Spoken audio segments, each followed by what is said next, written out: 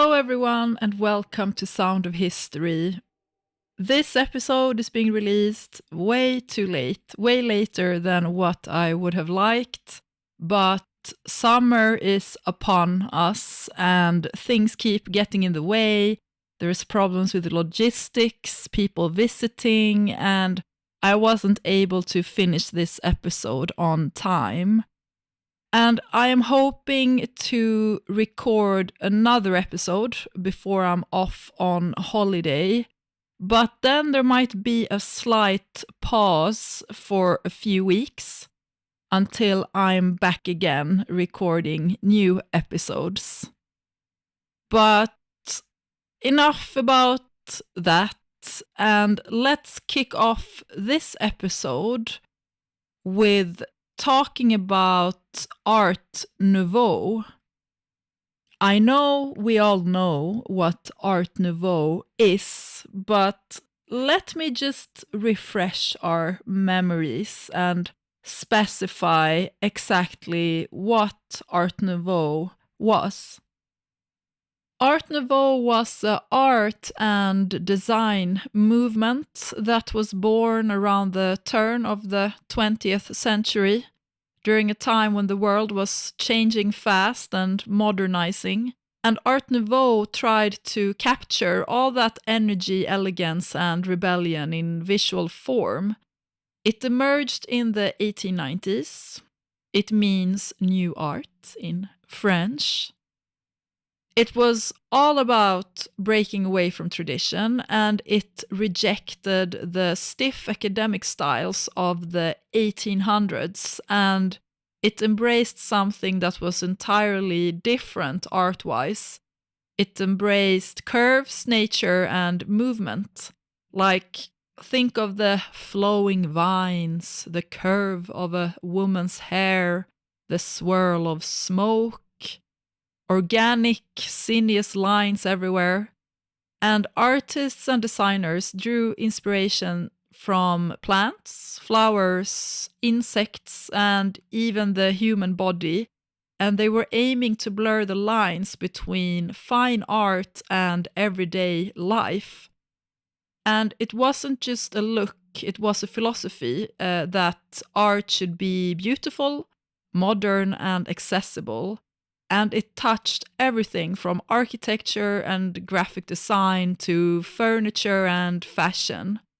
And you'll see different names for it depending on where you are. It's called Jugendstil in Germany, Secession in Austria, and Modernisme in Catalonia. But the spirit was the same. It was a bold new style for a bold new century. And although Art Nouveau had faded by World War I, it paved the way for modern design, and it left behind some of the most visually stunning works of its time. Now we are once again back in Austria, around the beginning of the 1900s. I want to talk about a man with the name, I had to look this up, how to pronounce it in Austrian German, Richard Gerstl. He was born in 1883 in Vienna. What caught my attention is that he seems to have been someone who listened to his inner voice. He was a guy with integrity when it came to making art.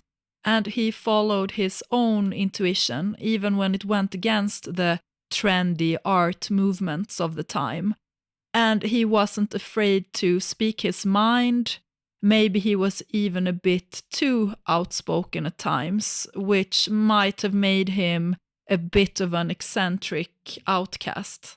When still a child, he had already decided that when he grew up, he was going to become an artist, and it was something his father wasn't too thrilled about, but still supportive. And during his early teenage years, he was performing quite poorly in school, so he was forced to leave because of disciplinary difficulties. But his parents had money, so they provided him with private tutors instead. And then, at the age of 15, Gerstl was accepted into the Academy of Fine Arts in Vienna. And at the Academy, Richard really didn't vibe with the style of the Vienna Secession that was being taught to its art students. So the Vienna Secession was founded in 1897 by the famous artist Gustav Klimt and other Austrian artists, and it was linked to the new, hip, avant-garde movement, Art Nouveau. Gerstl did not like this style of art, and he thought it was too pretentious. And his attitude eventually angered his professor, who one day yelled at him, "The way you paint, I piss in the snow." And no one seemed to think too highly of Richard's art or give him any words of encouragement. And he started getting frustrated over the lack of acceptance for his non-secessionist painting style. Because why would you not want to jump on the hype train and paint in this new, hip, trendy Art Nouveau style? Well, Gerstl decides to not listen to his art professors and instead follow his intuition and listen to his own artistic voice. And he continues to paint without any formal guidance for 2 years. And for the summers of 1900 and 1901, he instead attended an artists' colony in what was Hungary at the time. So the thing that made Richard Gerstl interesting was that he was a pioneer of Austrian Expressionism. And although he was a bit of a loner art-wise and did not really associate with other artists of the time, he instead felt drawn to the musically inclined, and he often attended concerts in Vienna. And around the year 1906, he began to hang out with the two composers Arnold Schoenberg and Alexander von Zemlinsky, who I mentioned briefly in the Alma Problem episode. Alexander von Zemlinsky and Arnold Schoenberg were both neighbors and living in the same building at the time. Gerstl and Schoenberg bonded over admiration for each other's work, each recognizing the other's unique talent. And since Gerstl was a huge admirer of Schoenberg's music, the young aspiring artist, only 23 years old at the time, was eventually invited by the 9 years older Schoenberg to his home, where Richard gave painting lessons to both him and his wife, Mathilde. And Richard almost immediately paints Arnold Schoenberg's portrait, excited to finally get to paint a composer. And then he paints Mathilde, who was 6 months pregnant at the time, together with the couple's daughter Gertrud.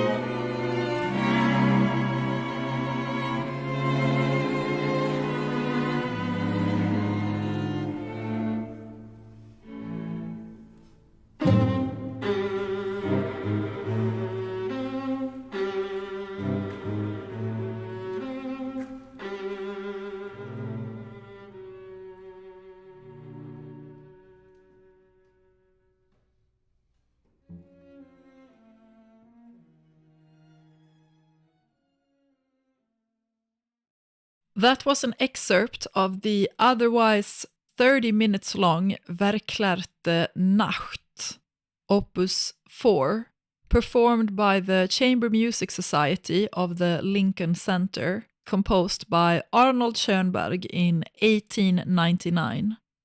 And it was composed in just 3 weeks and is considered his earliest important work. And it was inspired by a poem of the same name and by Schoenberg's strong feelings upon meeting his then future wife, Mathilde Zemlinsky, who was the sister of his friend Alexander von Zemlinsky. And as Gerstl is spending time with the Schoenbergs and teaching them how to paint, they eventually become good friends. And not long after these first portraits were painted, the artist gradually became a member of a small exclusive group of friends called the Schoenbergs Circle. Meanwhile, Mathilde Schoenberg finds herself more and more in the background as her husband is hanging out with his intellectual buddies. And she felt that her husband had lost interest in her and was not paying her enough attention.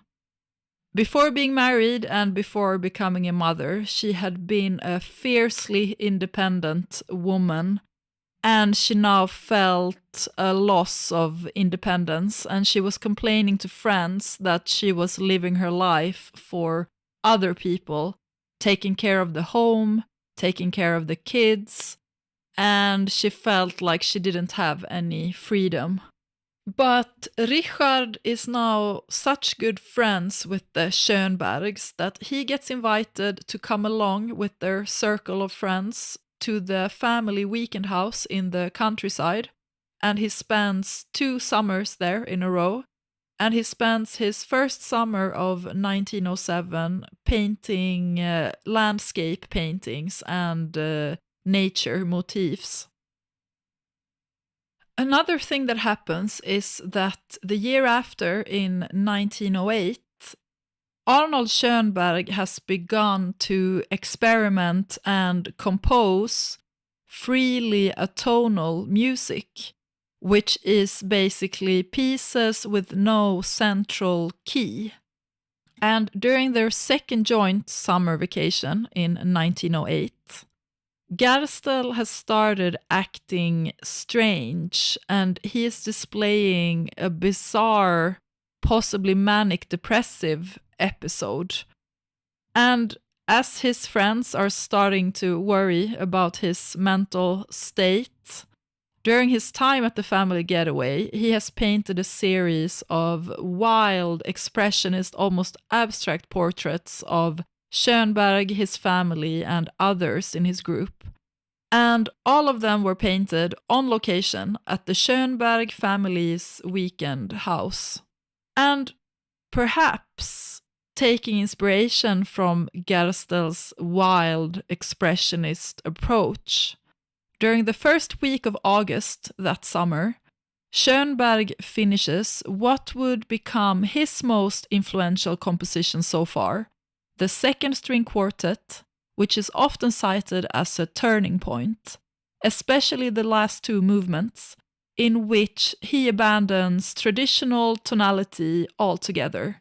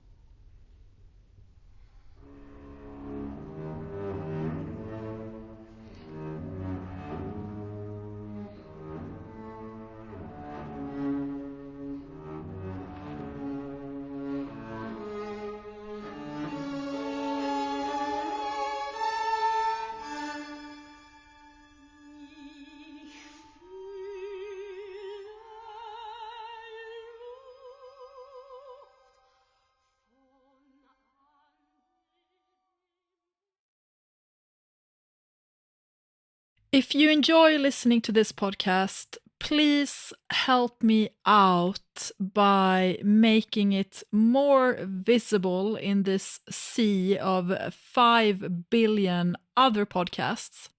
And you can do that by subscribing, rating, commenting on this podcast to help me find more listeners. Thank you so much for your help. Now back to the episode. A couple of weeks later, after finishing this composition around the end of August, Schoenberg discovers Mathilde and Richard, most likely in his guest room, in what has been described as a compromising position. And after being caught cheating on her husband, Mathilde tries to convince him of her deep remorse and beg for his forgiveness, but without any luck. So instead, the two lovers fled from the weekend house, and they first went to a hotel nearby and then to a pension outside of Vienna. And Richard and Mathilde stayed together for 3 days and 3 nights before Mathilde, having been tracked down by Schoenberg, leaves Gerstl and returns to the family home. But despite her reconciliation with her husband, her romance with Gerstl continues, and she kept on visiting him in his newly rented studio, until one day when she was apparently persuaded to leave her young artist for the sake of the children.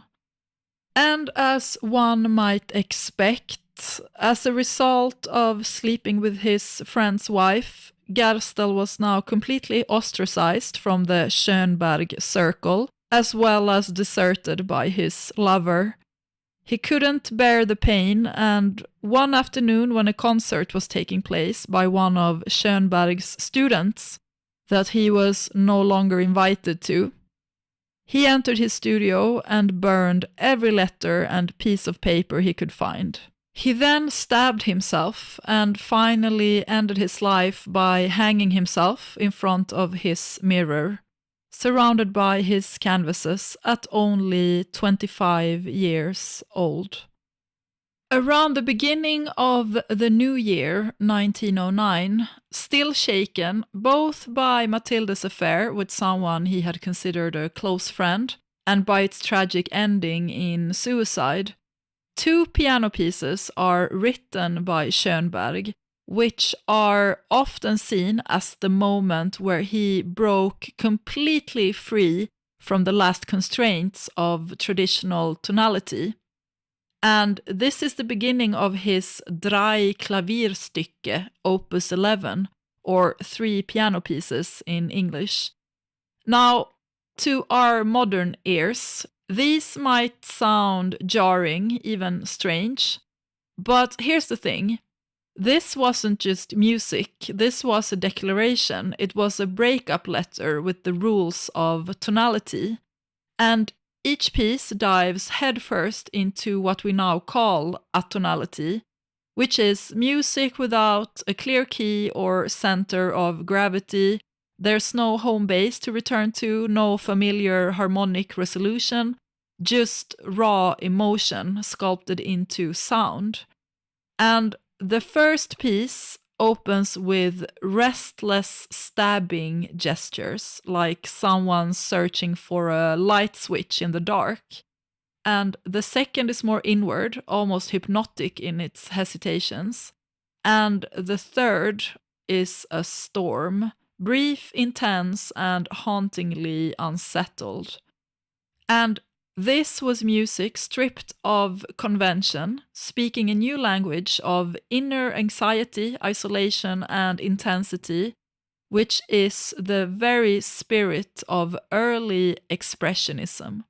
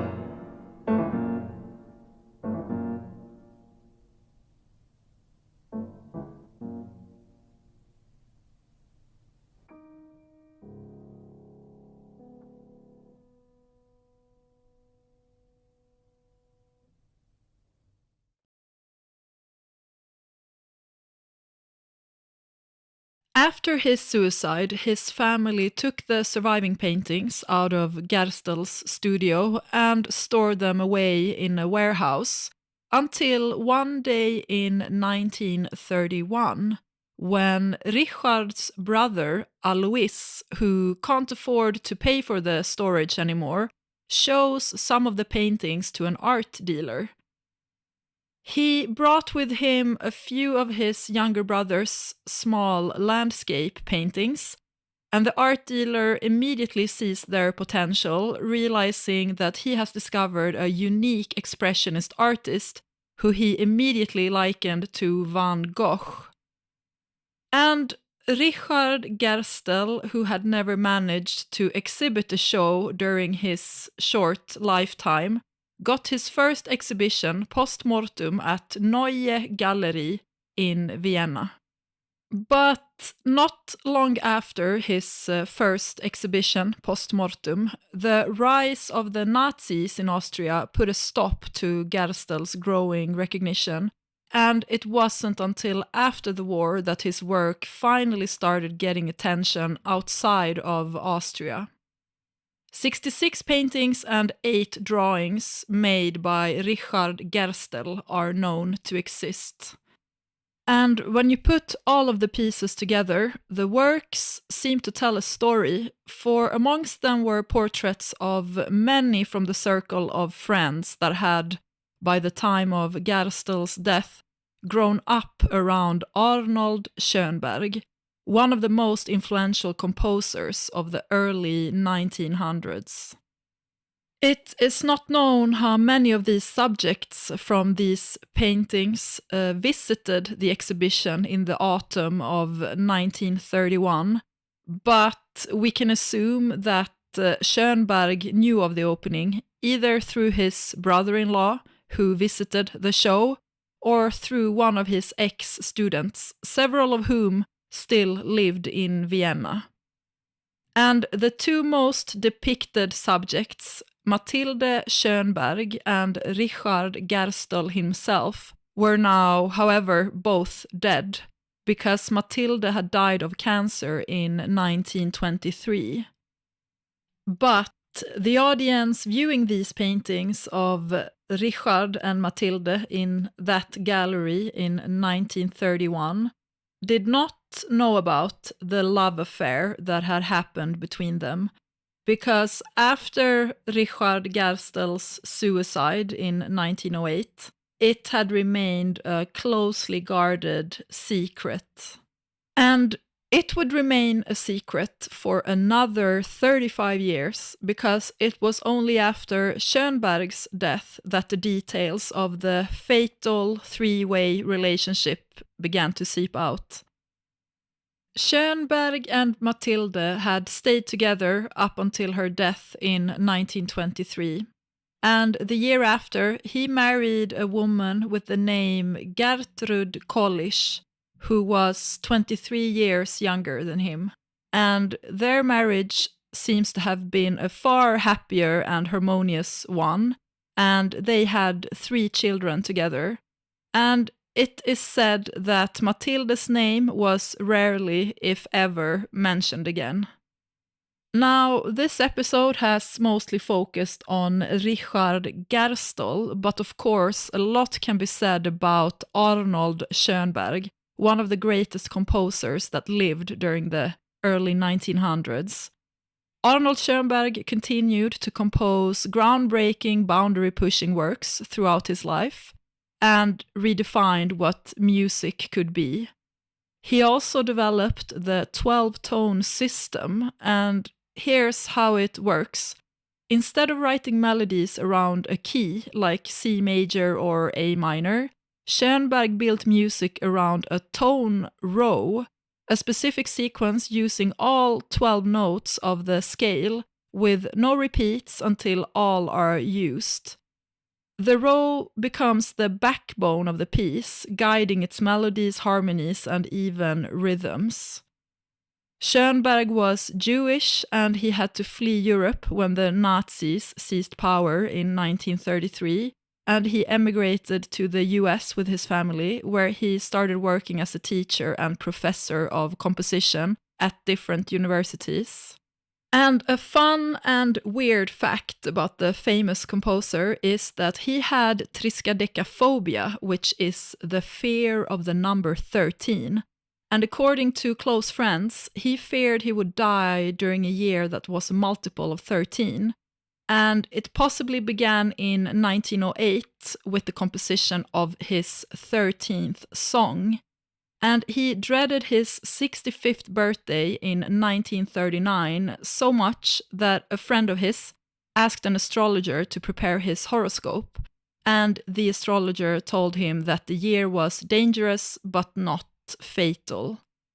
And then in 1950, on his 76th birthday, another astrologer wrote to Schoenberg and warned him that the year was a critical one, because 76, 7 plus 6 equals 13. And this kind of surprised and depressed Schoenberg, because up to this point he had only been wary of multiples of 13 and had never considered adding the numbers of his age together. And what makes it even weirder is that he passed away on a Friday the 13th in July of 1951, shortly before midnight, and Arnold Schoenberg had stayed in bed all day, being sick, anxious, and depressed. That was all I had to share for this episode. Please don't forget to subscribe, rate, comment, recommend this podcast to help me boost it further to find more listeners. And I will be back soon again, hopefully. And until next time.